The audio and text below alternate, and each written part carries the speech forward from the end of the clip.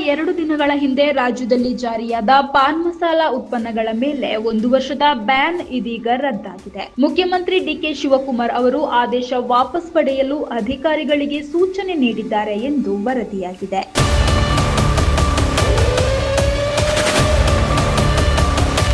ರಾಜ್ಯಾದ್ಯಂತ ಗುಟ್ಕಾ ಹಾಗೂ ತಂಬಾಕು ಅಥವಾ ನಿಕೋಟಿನ್ ಒಳಗೊಂಡ ಪಾನ್ ಮಸಾಲಾ ಉತ್ಪನ್ನಗಳ ಮೇಲೆ 1 ವರ್ಷದ ನಿಷೇಧ ಹೇರಲಾಗಿತ್ತು. ಗುಟ್ಕಾ ಹಾಗೂ ತಂಬಾಕು ಅಥವಾ ನಿಕೋಟಿನ್ ಒಳಗೊಂಡ ಪಾನ್ ಮಸಾಲಾ ಉತ್ಪನ್ನಗಳ ತಯಾರಿಕೆ, ದಾಸ್ತಾನು, ವಿತರಣೆ, ಸಾಗಣೆ ಮತ್ತು ಮಾರಾಟವನ್ನು ಆಹಾರ ಸುರಕ್ಷತಾ ಆಯುಕ್ತರು ನಿಷೇಧಿಸಿದ್ರು. ಇದೀಗ ಡಿಕೆ ಶಿವಕುಮಾರ್ ಇದನ್ನು ರದ್ದು ಮಾಡಲು ಸೂಚನೆಯನ್ನು ನೀಡಿದ್ದಾರೆ. ತನಗೆ ಮಾಹಿತಿ ನೀಡದೆ ಈ ಆದೇಶ ಹೊರಡಿಸಲಾಗಿದೆ. ಇದರಿಂದ ಹಲವಾರು ರೈತರು ನಷ್ಟ ಅನುಭವಿಸಲಿದ್ದಾರೆ ಎಂದು ಸಿಎಂ ಗರಂ ಆಗಿದ್ದು, ಕೂಡಲೇ ಆದೇಶ ಹಿಂಪಡೆಯುವಂತೆ ಸೂಚಿಸಿದ್ದಾರೆ ಎಂದು ವರದಿಯಾಗಿದೆ. ಇದಕ್ಕೂ ಮೊದಲು ಗುರುವಾರ ಬಿಜೆಪಿ ಮತ್ತು ಕಾಂಗ್ರೆಸ್ ಶಾಸಕರ ನಿಯೋಗವೊಂದು ಸಿಎಂ ಬಳಿ ತೆರಳಿ ಆದೇಶ ಹಿಂಪಡೆಯುವಂತೆ ಮನವಿ ಮಾಡಿದ್ರು. ಬಿಜೆಪಿ ಶಾಸಕ ಆರಗ ಜ್ಞಾನೇಂದ್ರ, ಕಾಂಗ್ರೆಸ್ ಶಾಸಕ ಡಿಜಿ ಶಾಂತನೇಗೌಡ ನೇತೃತ್ವದ ನಿಯೋಗವು ಈ ಮನವಿಯನ್ನು ಮಾಡಿತ್ತು. ರಾಜ್ಯ ಸರ್ಕಾರದ ಆದೇಶದಿಂದ ರೈತರು ಗಾಬರಿಯಾಗಿದ್ದಾರೆ. ಮಾರುಕಟ್ಟೆ ಮೇಲೆ ಇದು ಪರಿಣಾಮ ಬೀಳಲಿದ್ದು, ಅಡಕೆ ಬೆಳೆಗಾರರಿಗೆ ಸರ್ಕಾರ ರಕ್ಷಣೆ ಕೊಡಬೇಕು ಎಂದು ನಿಯೋಗ